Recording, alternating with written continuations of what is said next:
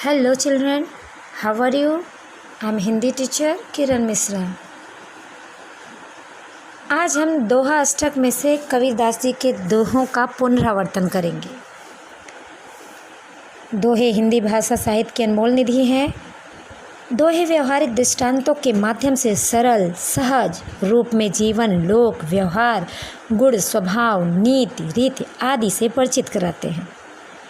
प्रस्तुत इकाई में कबीरदास जी के दोहों के बारे में हम जानेंगे। ये 15वीं शताब्दी के कवि हैं। ये बड़े संत थे। इन्होंने हिंदू और मुसलमानों को उनकी गलतियों के लिए फटकारा है और दोनों को हिल मिल कर रहने का उपदेश दिया है। आइए दोहों के जरिए कबीरदास जी क्या कहना चाहते हैं जानते हैं।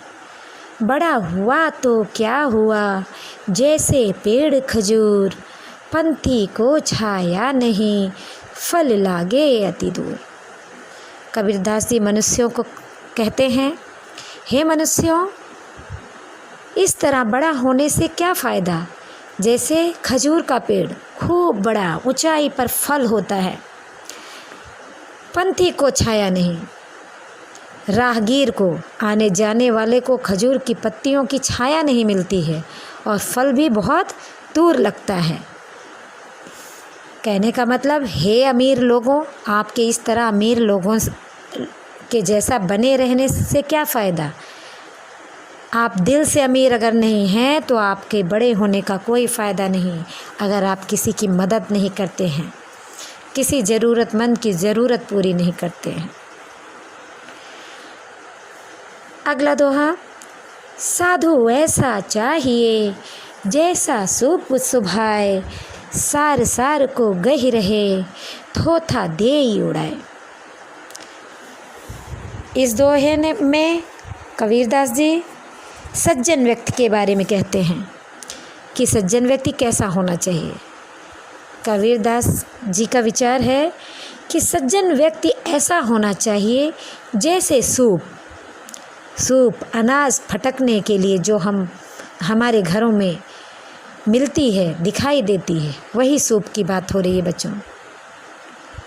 सूप का काम क्या होता है, सार सार को गही रहे, थोथा दे उड़ाए। सार को अच्छी चीज़ों को अर्थवान चीज़ों को गही रहे अपने अंदर लेता है, थोथा दे उड़ाए बेकार चीज़ों को फटक फटक के बाहर निकाल देता है। तो कबीरदास जी का भी कहना है कि सज्जन व्यक्ति ऐसा होना चाहिए जैसे सूप, ताकि उस व्यक्ति के संपर्क में अगर कोई बेईमान, चोर, बुरा व्यक्ति आ जाए तो भी उसके सद्वचनों से नेक हो जाए, उसकी सारी कमियों को अपने सद्वचनों द्वारा वो निकाल कर फेंक दे। ऐसा साधु व्यक्ति होना चाहिए। बच्चों अगला दोहा है, माखी गुड़ में गड़ी रहे, पंख रहो लिपटाए, हाथ मले और सिर धुने, लालच बुरी बलाए। मक्खी और मीठे का बड़ा ही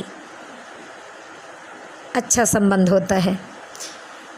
मक्खी को कितने भी उड़ाओ, गुड़ से, चीनी से, शक्कर से, मीठे चीज़ों से, वो मानती नहीं, बार बार कराती है। तो वही कहते हैं, लालच बुरी बलाए। मक्खी बार बार गुड़ पर आकर बैठ रही है, एक दिन होता है उसका पंख उसी गुड़ में लिपट जाता है। उस समय वो अपना हाथ मलती है, बहुत पछताती है, सिर धुनती है, सिर पीटने लगती है छुड़ाने के लिए अपने पंखों, पर वो छुड़ा नहीं पाती है, उसी में फड़फड़ाकर मर जाती है। इसलिए लालच बुरी बलाए, इसलिए लालच नहीं करना चाहिए। मक्खी की तरह, गुड़ की तरह ऐसा लालच नहीं होना चाहिए मक्खी के जैसे। हमें अपने ज़रूरत भर की चीज़ से ही मतलब होना चाहिए। बाकी अगर हम इकट्ठा करते हैं तो वो हमारी लालच बन जाती है, और लालच की हमेशा बुरी बलाएं होती है। कहते हैं लालच हमेशा बुरी बला होती है।